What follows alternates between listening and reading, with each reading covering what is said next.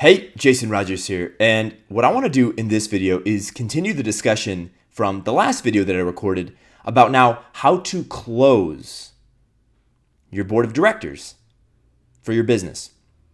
From a chairman to a non-executive CFO to an in-house accountant to your in-house lawyer or lawyers to your industry experts, how do you close these individuals and really finalize that process where they agree, okay, yes, I am in. I want to help you dominate in your business. I want to help you succeed. How do you really get them to say, I'm in? Yes, I say yes. How do you get that to happen? I want to share what I've been able to do as far as now. I have, as of December 15th, which is today's date, I have closed the 8 individuals on my board. And I want to share how I did it. And I want to share how you can do it as well. First of all, if you haven't seen the last video, go to the last video because I talk about how to recruit a high quality set of candidates for your board from scratch, right? How to recruit lots of high quality candidates. And this is huge because if you don't have a lot of high quality candidates that you're speaking with, then you're not negotiating from a place of strength. It's all about abundance. And on this YouTube channel, if you've been following my stuff for a while, you know that I've originally been teaching guys how to build confidence so that they can date. And one of the premier principles, one of the key principles I always talked about, and I always do talk about in my other business, my dating and coaching business, when I'm working with clients, I always tell them, hey, look, when you're talking to a lot of women, suddenly you're able to be your best self. You're more confident, you're more at ease, you're more comfortable in your own skin, because if one girl falls off, then there's no big thing, right? You have 10 other girls maybe that you're talking to. Well, it's very similar here with recruiting and then closing your board of directors. If you don't recruit enough high quality candidates, right? If you don't have 3 or 4 or 5 or 6 different options for each of the board positions you're looking to fill, then when you're talking to that person and you're on the phone and they're the only candidate in your pipeline, it's like, hey, I'm really hoping maybe you'd like to be on the team. And see, that type of an energy is not going to instill confidence in a candidate and get that candidate hungry and excited to be on your team. So it really does start with the proper recruitment process. Again, I laid that out in the last video. But now I'm going to assume that you've seen that video, or if nothing else, you know how to recruit. All right? You know how to fill up your pipeline with high-quality candidates across the board. Now, let's first discuss the board positions I've filled and board positions that Dan Pena in his QLA Quantum Leap Advantage, his methodology, what he recommends for a board. And by the way, this is going to be a running series now. So if you haven't heard of QLA, that's basically a methodology that Dan Pena teaches. Dan Pena is an individual who's been successful in the business world for about 50 years. You can go to other stuff to refer to him. You can do YouTube searches.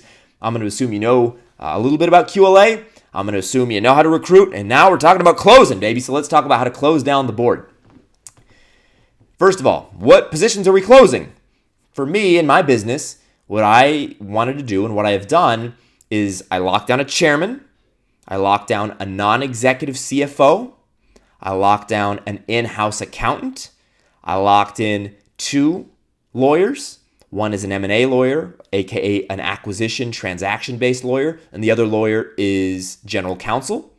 And then I locked in 2 industry experts, and I'm actually going to bring on one more industry expert after I meet with him over lunch it will be the 18th or the 19th of December. I'm shooting this at the 15th, right? The following Tuesday. I'm going to lock him in and then I'll have my full board. It will be 9 individuals. Right now we have 8. We're already a full board, but I want to bring on one extra individual to really give our board that strength to move forward. Now, I'm going to go through, as opposed to just talking about theory, I'm going to go through each of, you could say, the negotiations that I've had for each of my board positions, and I'll lay out how I close down each of them. Because I have, at this point of shooting the video, I actually closed down my whole board by the 14th of December. And if you've been following along, I got back from this seminar, Dan Pena seminar, I believe I started QLA on November 20th.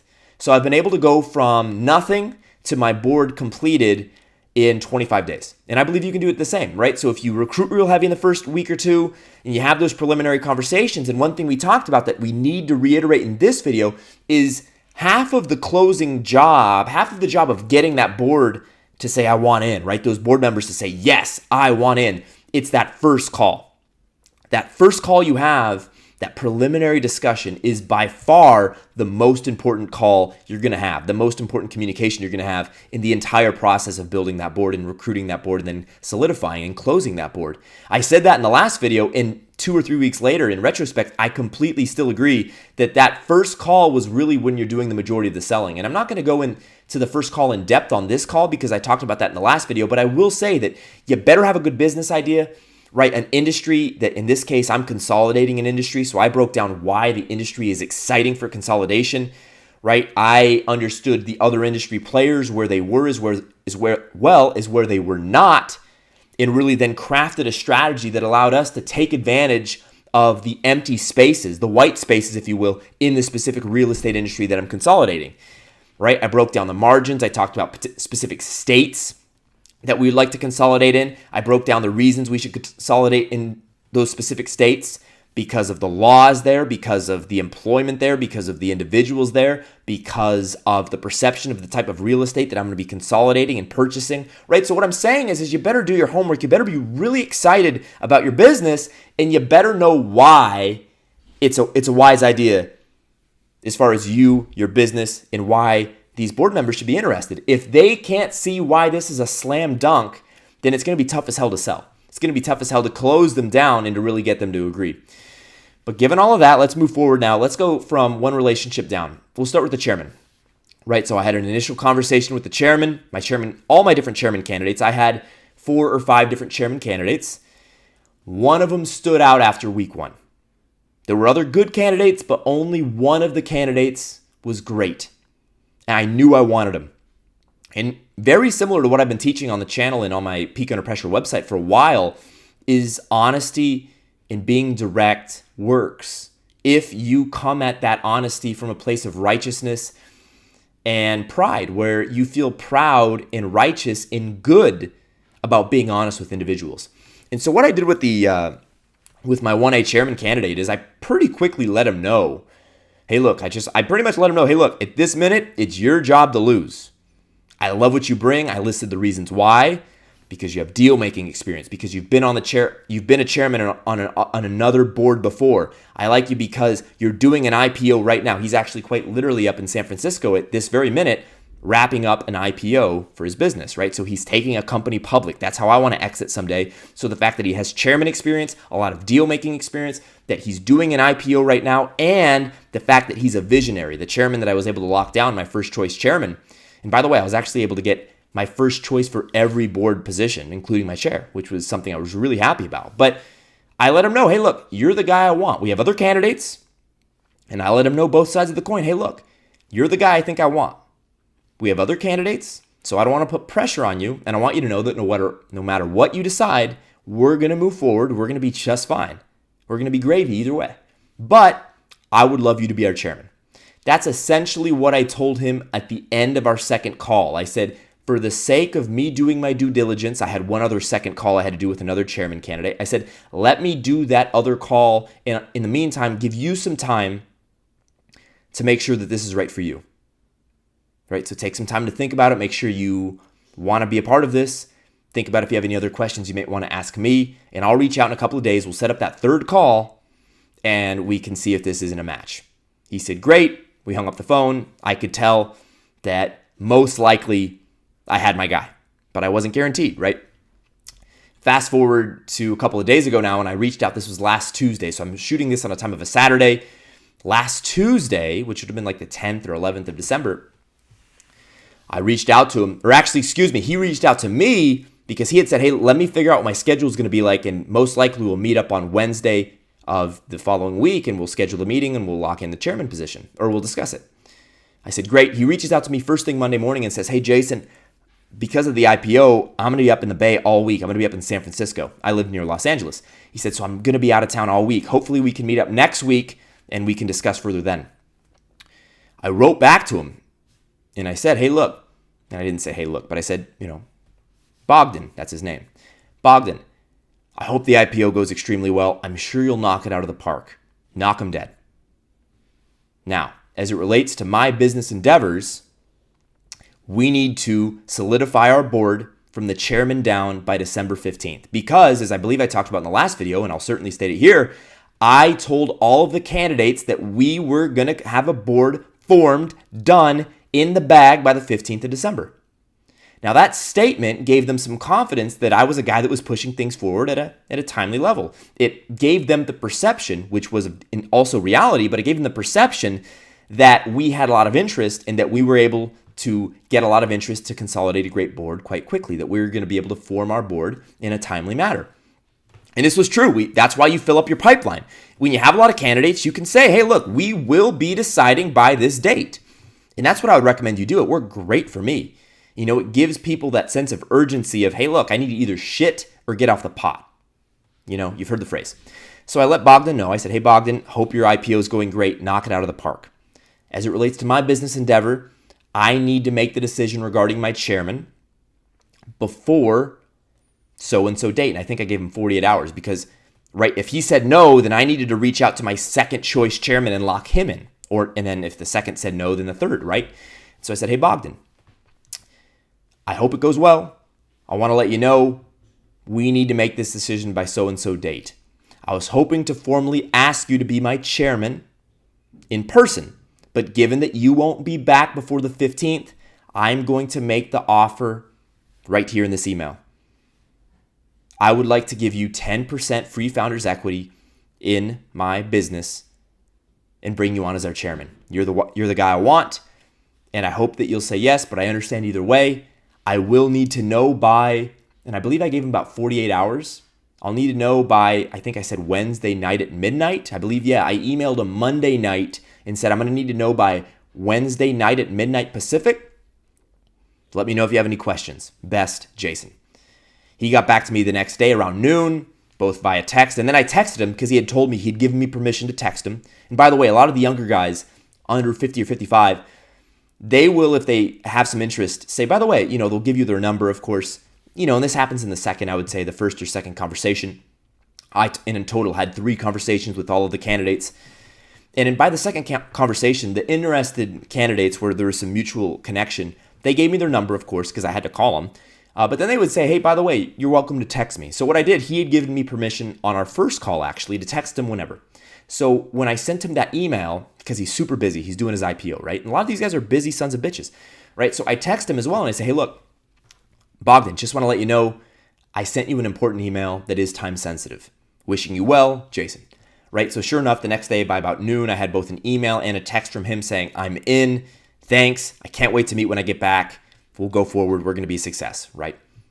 Perfect. So now I have my chairman. It was my first choice chairman. I actually locked him up through the written word, writing on my phone an email to him. So then I think, okay, great. Now that I have my chairman, and what I had done also with all the other candidates, I said, hey, look, I'm not going to be making any formal invitations to any of the other board positions until we lock in our chairman. And this is something Dan Pena teaches, and I believe in it because, as Dan Pena puts it, it's the anchor chairman idea, or the anchor tenant idea in real estate, which I happen to be in the real estate industry now. But the anchor tenant is basically wherein, if you're a commercial real estate developer, you have the Best Buy, or you have the Vons, or you have the big movie theater, or you have that big tenant. And then once you have that big tenant, other businesses want to rent out the smaller offices because they know that anchor tenant is going to drive a lot of traffic to the real estate, to the commercial real estate area, right? To the pavilion, or whatever you want to call it, to that plaza.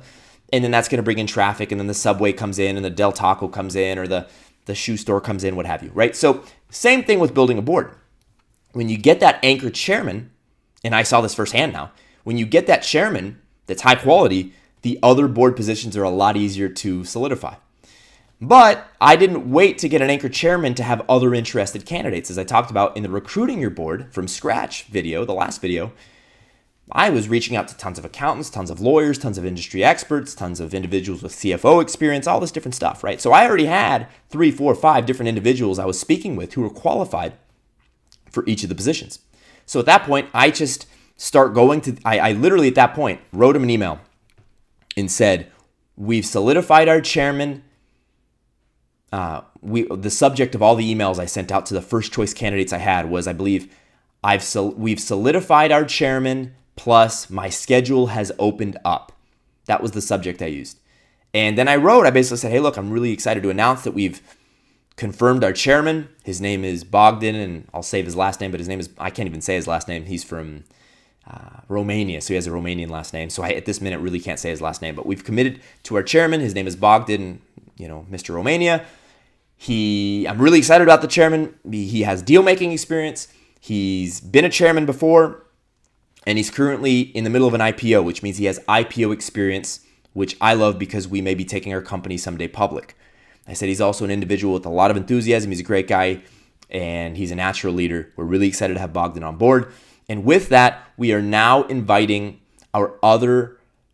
formally inviting other individuals to join our board. And I would like to discuss offering you a board position. Let me know when you are free. And I let him know in the email. My schedule now has opened up. Now that I've locked in the chairman, my main and really only priority this week, and I wrote it a little different, right?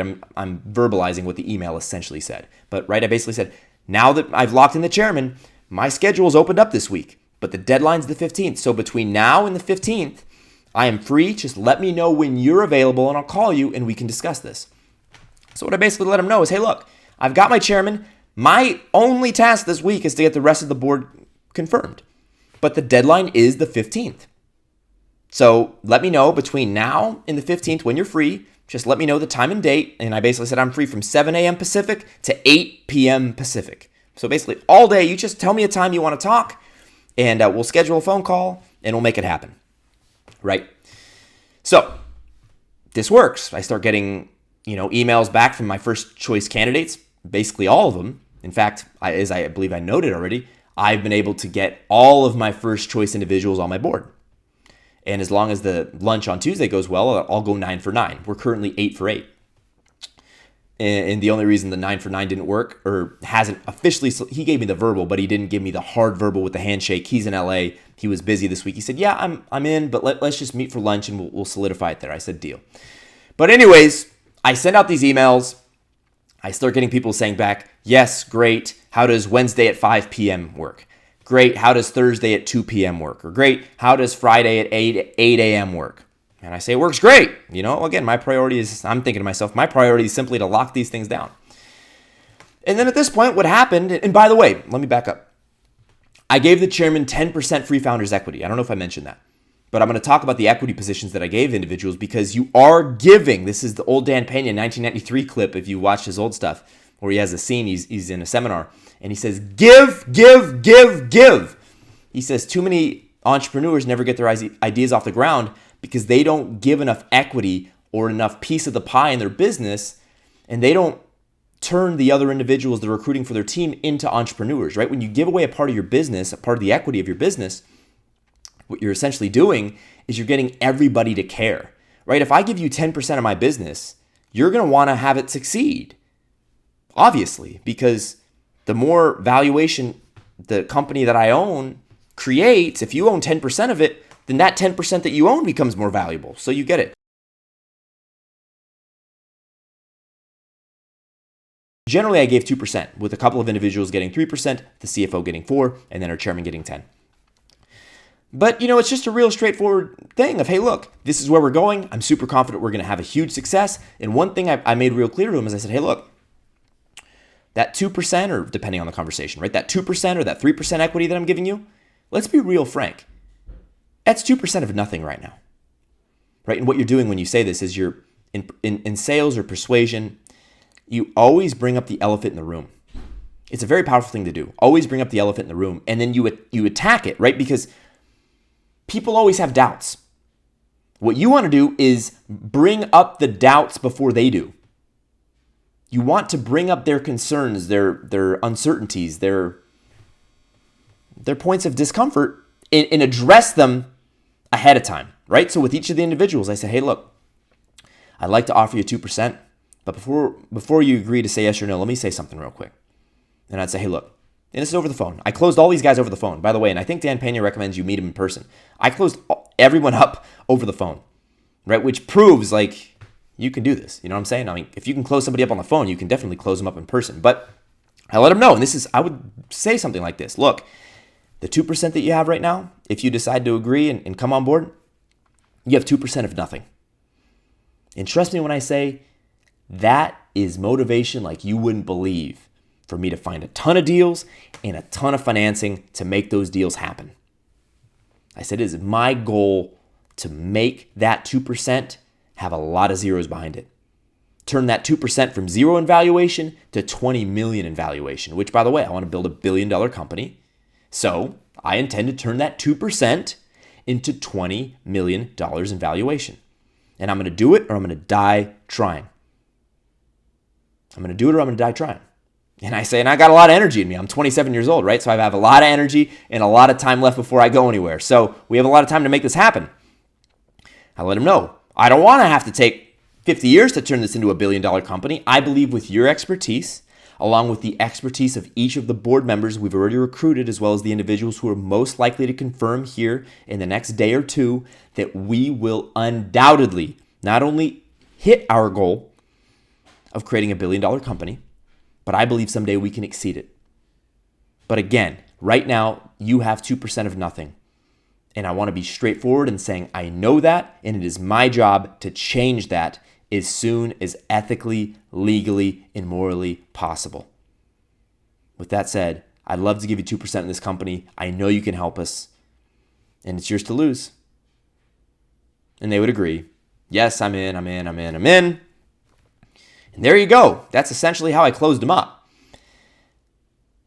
I was grateful, as I told each of the candidates, that I was able to get my first choice candidate for each of the positions I've closed up so far. I'm 8 for 8, and I'm really 8.9 out of 8.9, and that it's really about a 95% chance that the last individual I want to close up on that lunch on Tuesday, it's really just a handshake thing, unless if my hands are super sweaty, which I don't get sweaty hands, right? Or unless if I accidentally forget to zip up my zipper and my dong flies out, right? Unless if I'm a fool, I'll close them up on Tuesday, which means I'm grateful to say I will have gone 9 for 9 as far as getting my first choice on for the board. And what I can share now is what I'm going to do next. This is QLA 101. Now I need to get my accountants, then my lawyers, my outbound, or my external accountants, my external lawyers. And what you do is you use your executive summary, which basically lists the accolades of each of the individuals on your board. That's how you use, in a sense, their success to help you keep getting success. It's right. Success begets success. It's the same way where once you get that anchor chairman, as you've heard from my story, once I got the anchor chairman, it was easier to get the CFO, my first choice CFO. It was easier then for me to get my first choice lawyers, my first choice accountant, my first choice industry experts, right? And so it's the same thing in that now that I have a full board built, I then share, hey, look, nice to meet you. I'm Jason Rogers. This is what we're doing. This is my team behind me. And then you have your executive summary, right, where it's Bogdan, our chairman, all of his accomplishments. Moises, our CFO, all of his accomplishments, right? Chris, our M&A lawyer, all of his accomplishments. Patricia, our general counsel lawyer, all of her accomplishments, right? Michael, our real estate expert, all of his accomplishments. Ratan, his background, the fact that he's done all these real estate deals, all of his accomplishments, right? Your accountant, Mark West, I won't say his last name, but Mark, I almost said his last name, 35 years at a big four E&Y, right? All of his accomplishments. And so what that does is it gives you credibility. But most importantly, it allows you to look at deals in an intelligent way and ensure that you have experts that really ensure you're making the right decisions at every step. And this is the thing. In the Dan Pena QLA model, you're not selling yourself. I'm already seeing this. You're selling your team. You're selling your team. And even before you have a team, you're selling that the business is based not on yourself, but on the team. And so what you're essentially selling from the very beginning is, when you're talking to your board members, is, look, we're going to win because I have a ton of energy and a ton of passion, and I found a really exciting industry, right? We're going to win for all the things I bring to the table, as well as the fact that we're in the right industry at the right place at the right time. But we're only going to be able to fulfill our ambitions because we're building an elite team behind myself, a board to make sure we succeed. You sell that we won't be going after money or deals until we build our elite team. And I believe I shared in the last video the third base metaphor. You can check out the last video for that. It worked great for getting that initial interest. But you're essentially selling, hey, look, whereas everybody else runs for the money, runs for the deals, they're excited, they want to do deals. No, we're different. We're intelligent. We're building wise counsel, a real strong team with a diverse set of backgrounds so that when we actually get the money, we actually get capital, and we actually are looking at deals, we have the right team to assess the risks as well as the opportunities correctly through a clear lens. And so what that does when you're talking to these board candidates is like, damn. And by the way, you stroke their ego too. You say, I couldn't do it without you, which is true. Could I fulfill my ambitions without lawyers and accountants and a CFO and a chairman? No. Or industry experts? No. I would tell them. I told people throughout the conversations, I don't have legal experience. I don't have financial experience. I didn't go to a B school. I've never done a real estate deal. Right? I don't have the technical expertise to do this alone. That's why I'm reaching out to you. Because without you, or without somebody like yourself with the expertise and the skill set and the experience that you have, we cannot succeed. And when you say that, one, they realize, damn, this kid's smart. He knows he's not that. It's almost, this kid's smart because he knows he's not smart. Or at least, he's smart because he knows he's not experienced. That's probably the better terminology. He is smart because he knows he's not experienced. You see what I'm saying? They respect that. And then you say, I need somebody with your level of expertise and experience to succeed. I can't do it without that level of expertise. Now you're stroking their ego. You're saying, hey, look, the fact that you've been a partner at so-and-so firm for all these years, you've done all these deals, you've done billions of dollars in deals, you've done this, you've done that. That's exactly what we need. That's what I don't have. And that's why I'm reaching out to you. So you make people feel special, you pump up their ego, but you have a ton of confidence. And it's, hey, look, with due respect, we will win because of this, and that, right? I'm going to win or I'm going to die trying. And I'm a young man, right? If you're a young guy, that's how you reverse. Maybe if you're a younger guy, you use, hey, look, I'm a young guy. I'm 27. I have a lot of life left in me, man. I have a lot of energy. I'm excited to make 300 calls a day. I'm excited to do 500 bank presentations. I'm excited to work nonstop. And you could say, as I've told the other candidates I'm talking to, we're going to succeed or we're going to die trying. I'm going to die trying. I'm not asking you to die for me. I'm not asking, and you tell the board member too, right? So for example, also, here's another thing. They'll ask, well, what are you looking at of your board? Right? You let them know, hey, look, I'm not looking for you to be rolling up your sleeves doing a lot of work. I'm certainly not looking for your money. I'm simply looking for your expertise. I'm simply looking for your wise counsel so that you can help me make great decisions as I scale up this business. Once we make some acquisitions, then we'll be hiring on our accountants, our lawyers, our CFO, all these executive positions, and they'll do the roll up your sleeves work.